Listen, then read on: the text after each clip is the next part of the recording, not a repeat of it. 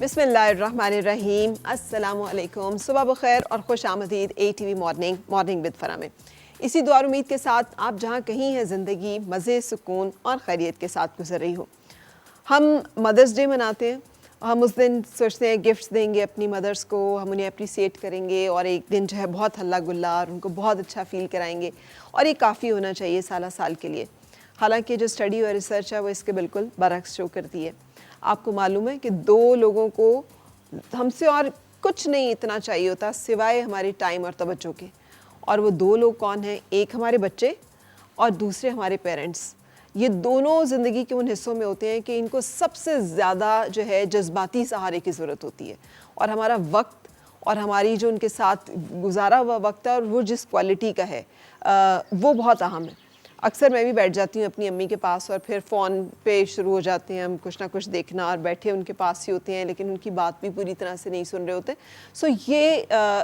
جتنا strong connection ہم blood کرتے ہیں اپنے بچوں کے ساتھ، یعنی جب ہم بچوں کو وقت نہیں دیتے نا، اور بہت چھوٹے بچے ہوتے ہیں، اتنے چھوٹے کہ وہ ہمیں زبان سے بتا بھی نہیں سکتے کہ انہیں کچھ سمجھ آ رہی ہے، ہمیں لگتا ہے ہم ان کے سامنے لڑ لیں گے یا رو لیں گے یا دکھی بھی ہوں گے یا پریشان بھی ہوں گے، بچے ہیں انہیں تو سمجھ ہی نہیں آ رہی۔ بچوں کو سب سمجھ آ رہی ہوتی ہے، حتیٰ کہ یہاں تک بھی اسٹڈی ہے کہ جب بچے جو ہیں وہ یہ فیل کرتے ہیں کہ ان کی ماں جو ہے وہ انہیں چھوڑ کر جا رہی ہے، اور وہ اس چیز کو آبزرو کر لیتے ہیں کہ ماں انہیں چھوڑ کے چلی جاتی ہے، تو ایک فیلنگ ان کے اندر ڈیولپ ہو جاتی ہے جسے سیپریشن انگزائٹی کہتے ہیں۔ اور وہ سیپریشن انگزائٹی ساری زندگی کسی انسان کے اندر سے نہیں جاتی، اس کے اندر ایک خوف بیٹھ جاتا ہے کہ جس سے وہ پیار کرتا ہے کہیں وہ اسے چھوڑ کے نہ چلا جائے، اور اس ایک خوف کے تحت جو ہے وہ پیرانوائڈ ہو کے آپریٹ کرتا ہے، اور نفسیاتی طور پر اس کے بہت سارے فیصلوں کے پیچھے پھر یہ خوف جو ہے یہ ایک محرک بن جاتا ہے۔ سو اسی لیے کہتے ہیں کہ بچے کی شخصیت کے فارمیٹیو ایئرز جو ہیں وہ پہلے 5 سال ہیں، ان سال میں اسے مکمل اور بھرپور توجہ اور وقت کی ضرورت ہوتی ہے، خاص طور پہ ماں کے، لیکن باپ کے بھی۔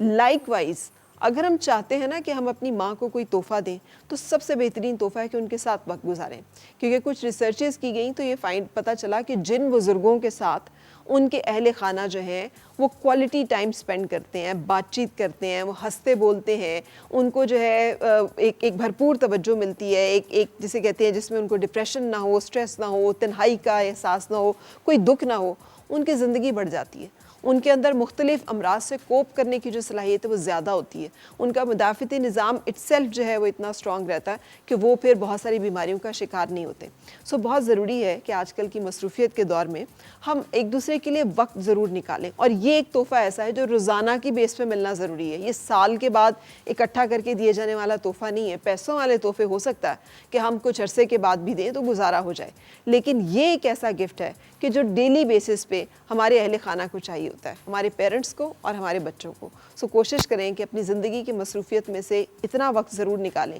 کہ وہ لوگ جو آپ سے بھرپور پیار کرتے ہیں اور جو اپنا بیسٹ جو ہے وہ آپ کو دیتے ہیں، آپ بھی اپنی زندگی میں سے اپنا بیسٹ جو ہے وہ ان کے ساتھ شیئر کریں، اور اپنی بھرپور توجہ اور پیار سے ان کو یہ یقین دلائیں کہ وہ اکیلے نہیں ہیں اور آپ ان کے ساتھ ہیں۔ سو اسی ایک تھاٹ کے ساتھ ہم رکیں گے ایک بریک کے لیے، اور بریک کے بعد ہوگی پھر آپ سے ملاقات۔